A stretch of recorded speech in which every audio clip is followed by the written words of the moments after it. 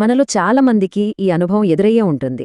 ఎంతో నిశ్చయించుకుని, మన ఆరోగ్యం కోసం, బరువు తగ్గడం కోసం టీలో, కాఫీలో చక్కెర పూర్తిగా మానేస్తాం. స్వీట్లు ముట్టుకోం. బయట దొరికే ప్యాకెట్ ఫుడ్స్ మీదున్న షుగర్ కంటెంట్ చూసి మరికొంటాం. ఇన్ని జాగ్రత్తలు తీసుకున్నాక నెల రోజుల తర్వాత బరువు చూసుకుంటే ఏ మార్పు ఉండదు. సరే, బరువు సంగతి పక్కన పెడితే బ్లడ్ రిపోర్ట్స్ చూస్తే అందులో కూడా పెద్దగా మార్పులు కనిపించవు. అప్పుడు మనసుకి చాలా నిరాశగా అనిపిస్తోంది కదూ. నేనింత కష్టపడుతున్నా ఫలితం ఎందుకు రావడం లేదు అనిపిస్తోంది. మన ప్రయత్నంలో ఎక్కడో లోపం ఉందనిపిస్తోంది. కాని అసలు విషయం ఏంటంటే, బహుశా మన పోరాటం తప్పు వ్యక్తితో చేస్తున్నామేమో. మనం చూస్తున్నా, మనకు స్పష్టంగా కనిపిస్తున్న ఆ చక్రడబ్బా అసలు దోషి కాకపోవచ్చు.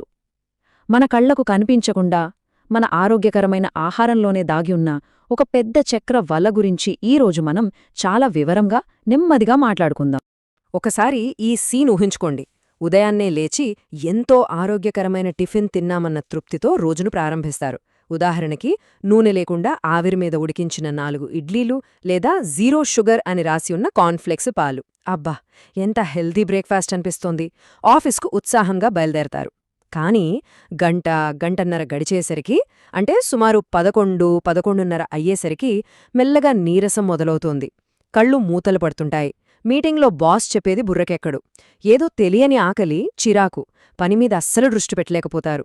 ఆ టైంలో వేడివేడిగా ఒక కప్పు చాయ్, 2 బిస్కెట్లు పడితే బావుండు అనిపిస్తుంది. ఆరోగ్యకరమైన ఆహారం తిన్నాక మనకు శక్తి రావాలి, కాని ఉన్న శక్తి కూడా అలా ఎందుకు ఆవిరైపోతోంది? మనం ఎక్కడ తప్పు చేస్తున్నాం? దాని వెనకాలున్న అస్సలు శాస్త్రీయ కారణమేంటో ఇప్పుడు లోతుగా చూద్దాం. సాధారణంగా మనం ఆహారం గురించి మాట్లాడేటప్పుడు దేని గురించి మాట్లాడుకుంటాం? ఇందులో ఎన్ని క్యాలరీలున్నాయి, ఎంత ఫ్యాట్ ఉంది, ఎంత ప్రోటీన్ ఉంది, ఇలాంటి లెక్కలు వేస్తుంటాం. ఇవి ముఖ్యమే, కాదనట్లేదు. కాని మనమందరం కలిసి ఒక అతి ముఖ్యమైన విషయాన్ని పూర్తిగా మర్చిపోతున్నాం. అదే ఆహారం యొక్క వేగం. వేగమా? అదేంటి అని ఆశ్చర్యపోకండి. అవును, వేగమే. అంటే మనం తినే ఆహారం మన కడుపులోకి వెళ్ళాక ఎంత స్పీడ్గా జీర్ణమై మన రక్తంలోకి చక్కెర రూపంలో కలుస్తోంది అనేదే అసలైన ప్రశ్న. ఒక కార్లో ఎంత పెట్రోలుంది అన్నది ఎంత ముఖ్యమో, ఆ కారు ఎంత స్పీడ్గా వెళుతోంది అన్నది కూడా అంతే ముఖ్యం కదా. ఆహారం విషయంలో కూడా ఈ వేగమనేది మన శక్తిని, మన ఆరోగ్యాన్ని నిర్ణయించే అతిపెద్ద ఘటకం. మరి ఈ వేగాన్ని ఎలా కొలుస్తారు? దానికొక కొలమానం ఉంది. దాన్నే సైన్స్ పరిభాషలో గ్లైసెమిక్ ఇండెక్స్ అంటారు. సింపుల్గా జీఐ అని పిలుస్తారు. ఈ పేరు చూసి భయపడాల్సిన అవసరం లేదు. ఇది చాలా సింపుల్ విషయం. ఇది ఒక రకమైన రేటింగ్ సిస్టమ్ అనుకోండి. ప్రతి ఆహార పదార్థానికి ఒక జీఐ నంబర్ ఇస్తారు. ఈ నంబర్ ఏం చెప్తుందంటే, ఆ ఫుడ్ తిన్న తర్వాత మన బ్లడ్లో షుగర్ లెవెల్స్ ఎంత ఫాస్ట్గా, ఎంత పైకి వెళ్తాయో చెప్తుంది. తక్కువ జీఐ నంబరుంటే ఆ ఫుడ్ నెమ్మదిగా జీర్ణమై నెమ్మదిగా శక్తిని విడుదల చేస్తుందని అర్థం. అదే ఎక్కువ జీఐ నంబరుంటే అది చాలా ఫాస్ట్గా జీర్ణమై ఒక్కసారిగా రక్తంలోకి చక్కెరను పంపిస్తుందని అర్థం. అంతే, చాలా సింపుల్. ఇప్పుడు ఈ స్లైడ్ని ఒక్కసారి చూడండి. చాలా స్పష్టంగా అర్థమవుతుంది. తక్కువ జీఐ ఉన్న ఆహారాలు ఒక తాబేల్లాంటివి. నెమ్మదిగా, నిలకడగా ముందుకు వెళ్తాయి. అంటే అవి నెమ్మదిగా జీర్ణమై రోజంతా మనకు కావలసిన శక్తిని కొద్దికొద్దిగా అందిస్తూ ఉంటాయి. దీనివల్ల మనకు రోజంతా ప్రశాంతంగా, యాక్టివ్గా, కడుపు నిండిన భావనతో ఉంటుంది. అనవసరమైన ఆకలివేయదు. మరోవైపు ఎక్కువ జీఐ ఆహారాలు ఒక రాకెట్ లాంటివి. ఒక్కసారిగా నిప్పులు కక్కుతూ ఆకాశంలోకి దూసుకెళ్తాయి. కాని ఇంధనమైపోగానే అంతే వేగంగా కింద కూలిపోతాయి. అలాగే ఈ ఆహారాలు తిన్నప్పుడు మనకు తక్షణమే శక్తి వచ్చినట్టు అనిపిస్తుంది. కాని 1-2 గంటల్లోనే ఆ శక్తి అంతా పడిపోతుంది. దీన్నే మనం ఎనర్జీ క్రాష్ అంటాం. ఈ ఎనర్జీ రోలర్ కోస్టర్ రైడ్ వల్లే మనకు మధ్యాహ్నానికి చిరాకు, అలసట, ఏ పనిమీద శ్రద్ధ పెట్టలేకపోవడం వంటివి జరుగుతాయి. సరే, ఈ గ్లైసెమిక్ ఇండెక్స్, తాబేలు, రాకెట్, ఈ సైన్స్ అంతా వినడానికి బానే ఉంది. కాని అసలు విషయానికి వద్దాం. మన వంటగదిలో మనం రోజూ తినే ప్లేట్లో దీని సంగతి ఏంటి?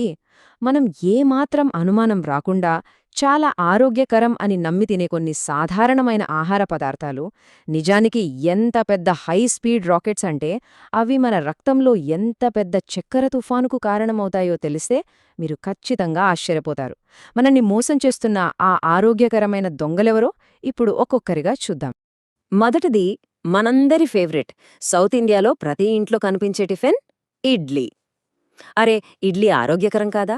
ఆవిరి మీద ఉడుకుతుంది, నూనె ఉండదు, చాలా తేలిగ్గా ఉంటుంది అని కదా మన నమ్మకం? అవును, నిజమే. కానీ ఇక్కడొక చిన్న సమస్య ఉంది. ఇడ్లీని దేంతో చేస్తాం? తెల్ల బియ్యపు రవ్వతో.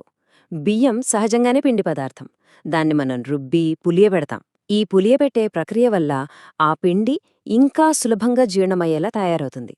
అంటే మనం ఇడ్లీ తినగానే అది కడుపులోకి వెళ్ళిన వెంటనే చాలా ఫాస్ట్గా జీర్ణమైపోయి దాదాపు వెంటనే చక్కెరగా మారి రక్తంలో కలిసిపోతుంది.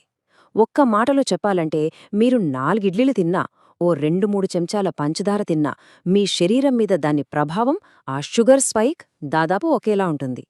అందుకే ఉదయాన్నే ఇడ్లీ తిన్న గంటన్నరకే ఆఫీసులో నిద్రమొత్తుగా, నీరసంగా అనిపించడానికి అసలు కారణమే ఇదే.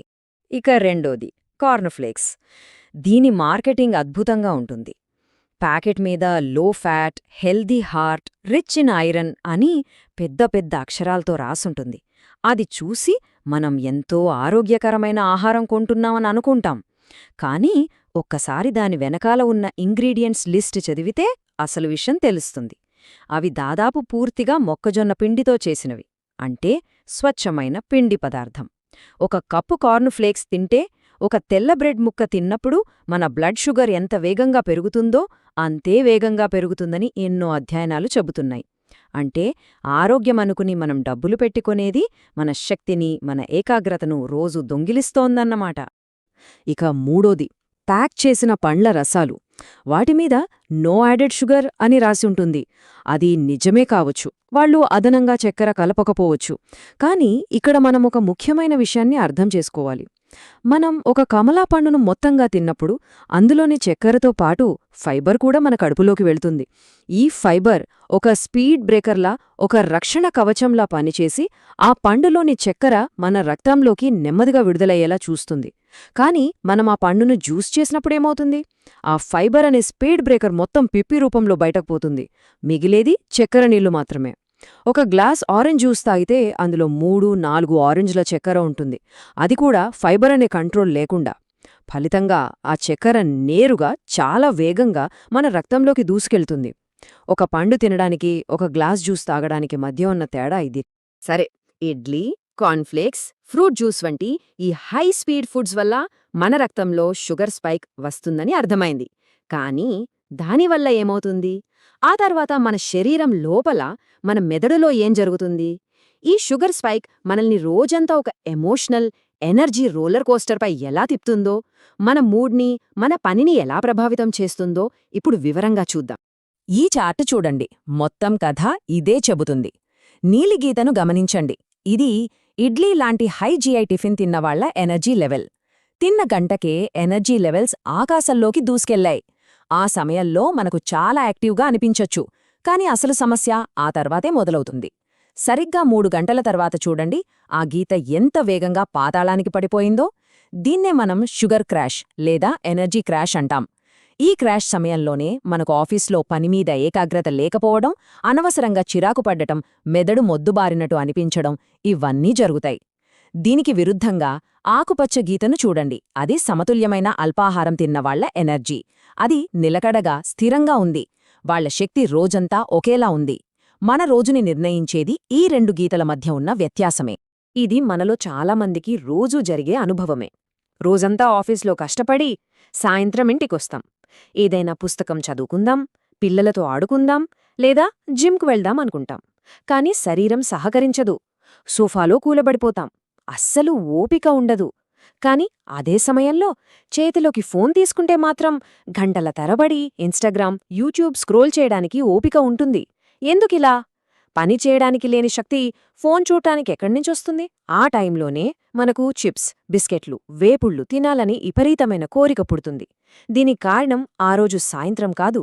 దీనికి మూలం ఆ రోజు ఉదయం మనం తిన్న టిఫిన్. ఆ ఉదయపు ఎనర్జీ క్రాష్ మన సాయంత్రాన్ని, మన రాత్రిని కూడా నాశనం చేస్తుంది. మన ఉదయం మన సాయంత్రాన్ని నిర్ణయిస్తుంది. సరే, ఇప్పటివరకు సమస్య గురించి, దాని కారణాల గురించి, దాని ప్రభావాల గురించి చాలా మాట్లాడుకున్నాం.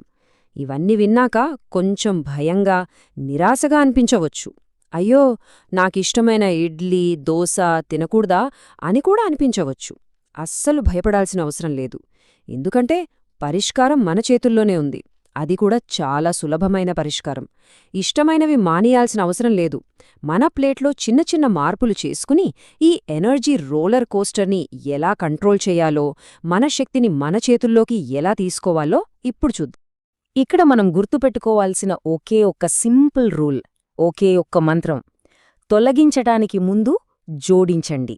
అంటే మీకిష్టమైన ఆహారాలను మీ జీవితంలోంచి పూర్తిగా తొలగించకండి. అలా చేస్తే కొన్ని రోజులకి విసుగొచ్చి మళ్లీ పాత అలవాట్లకు వెళ్ళిపోతాం. దానికి బదులుగా వాటిని బ్యాలెన్స్ చేయడం నేర్చుకోండి. ఎలా?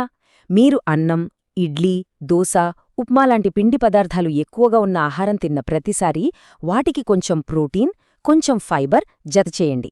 అంతే. ఈ ప్రోటీన్, ఫైబర్ అనేవి మనం ముందు చెప్పుకున్న స్పీడ్ బ్రేకర్స్ లాంటివి. అవి ఆ పిండి పదార్థాల వేగాన్ని తగ్గించి నెమ్మదిగా జీర్ణమయ్యేలా చేస్తాయి. ఈ మార్పులు చూడండి, ఎంత సులభమో, ఎంత ఆచరణ సాధ్యమో. ఉదాహరణకి, మీరు రోజు 4 ఇడ్లీలు తింటున్నారా? వాటిని 2 చెయ్యండి. కానీ దాంతోపాటు కందిపప్పు, కూరగాయలు ఎక్కువగా ఉన్న ఒక పెద్ద కప్పు సాంబార్ తీసుకోండి. వీలైతే ఒక ఉడికించిన గుడ్డు కూడా జోడించండి. అన్నం తినేటప్పుడు ముందుగా ప్లేట్ తీసుకుని అందులో సగం భాగం ఏదైనా కూరగాయల వేపుడు లేదా పచ్చికూరలతో నింపండి. ఆ తర్వాతే మిగతా సగంలో పప్పు, అన్నం పెట్టుకోండి. ఉదయాన్నే కార్న్ఫ్లేక్స్ను పూర్తిగా పక్కన పెట్టి దానికి బదులుగా పాలు, బాదం, వాల్నట్స్, చియా గింజలు వేసుకున్న ఓట్స్ ప్రయత్నించండి. ప్యాక్ చేసిన జ్యూస్ బదులు ఒక యాపిల్ పండును గాని, ఒక జామ పండును గాని నమిలి తినడం అలవాటు చేసుకోండి. చూశారా? ఇష్టమైనవి మానేలేదు, కేవలం వాటిని తెలివిగా బ్యాలెన్స్ చేశాం. దీన్నే మనం ఒక ఫార్ములా రూపంలో గుర్తుపెట్టుకోవచ్చు. ఈ చార్ట్ చూడండి, ఇదే మన మ్యాజిక్ ఫార్ములా. మీ భోజనం ప్లేట్ని ఒక గడియారంలా ఊహించుకోండి. అందులో సగం భాగం అంటే 6 గంటల నుంచి 12 గంటల వరకు ఉన్నంత స్థలం కేవలం కూరగాయలతో నింపండి. అవి ఫైబర్ ఇస్తాయి. ఇక మిగిలిన సగంలో ఒక భాగం అంటే పావు వంతు పప్పు, పెరుగు, గుడ్డు, పనీర్ లేదా చికెన్ లాంటి ప్రోటీన్తో నింపండి. ఇక చివరి పావు భాగంలో మాత్రమే అన్నం లేదా రోటీ లాంటి కార్బోహైడ్రేట్స్ పెట్టుకోండి. ఈ ఒక్క సింపుల్ విజువల్ ఫార్ములాను మీరు గుర్తుపట్టుకోగలిగితే, మీరు ఎక్కడున్నా, ఇంట్లో ఉన్నా, రెస్టారెంట్లో ఉన్నా, పెళ్లి భోజనంలో ఉన్నా, మీ ప్లేట్ను మీరు తెలివిగా బ్యాలెన్స్ చేసుకోగలుగుతారు. సరే, ఇప్పటివరకు మనం చాలా విషయాలు తెలుసుకున్నాం. ఆహారం యొక్క వేగం గురించి, గ్లైసెమిక్ ఇండెక్స్ గురించి, ఎనర్జీ రోలర్కోస్టర్ గురించి, ప్లేట్ను ఎలా బ్యాలెన్స్ చేసుకోవాలో కూడా మాట్లాడుకున్నాం. వాటన్నింటి సారాంశంగా మనం మనసులో బలంగా నాటుకోవాల్సిన, ఇంటికి తీసుకువెళ్లాల్సిన ఒకే ఒక్క ముఖ్యమైన ఆలోచనేంటో ఇప్పుడు చూద్దాం. కాబట్టి ఇకపై గుర్తుంచుకోండి, అసలైన శత్రువు, అసలైన చక్కెర మనం డబ్బాలోంచి తీసి చెంచాతో వేసుకునే తెల్ల చక్కెర మాత్రమే కాదు. అది మనకు కనిపిస్తున్న శత్రువు. కానీ మనకు కనిపించని అసలైన సమస్య మన ప్లేట్లోని ఆహారం ఎంత వేగంగా మన రక్తంలో చక్కెరగా మారుతోందనేదే. ఆ వేగాన్ని మనం కంట్రోల్ చెయ్యగలిగితే, ఆ వేగాన్ని మనం ప్రోటీన్, ఫైబర్ అనే స్పీడ్ బ్రేకర్లతో తగ్గించగలిగితే, మన శక్తిని, మన ఏకాగ్రతను, మన మూడ్ని, చివరికి మన ఆరోగ్యాన్ని మనమే కంట్రోల్ చేసుకోగలుగుతాం. అధికారం మన చేతుల్లోకి వస్తుంది. ఇప్పుడు ఈ సమాచారమంతా విన్న తర్వాత మీకోసం ఒక చిన్న ప్రశ్న. మీరు తినబోయే తరువాతి భోజనంలో, అది లంచ్ కావచ్చు, డిన్నర్ కావచ్చు, ఈ ఎనర్జీని బ్యాలెన్స్ చేయడానికి మీ ప్లేట్కు మీరు అదనంగా జోడించబోయే ఆ ఒక్క పదార్థమేంటి? ఒకసారి ఆలోచించండి. అదొక కప్పు అదనపు కూరగాయలు కావచ్చు, కొంచెం పప్పు కావచ్చు, ఒక ఉడికించిన గుడ్డు కావచ్చు, లేదా ఒక కప్పు పెరుగు కావచ్చు. ఏదైనా సరే, ఆ ఒక్క చిన్న మార్పుతోనే మీ ఆరోగ్య ప్రయాణం ఒక కొత్త మలుపు తీసుకుంటుంది. ఒక అడుగుతోనే ప్రయాణం మొదలవుతుంది కదా.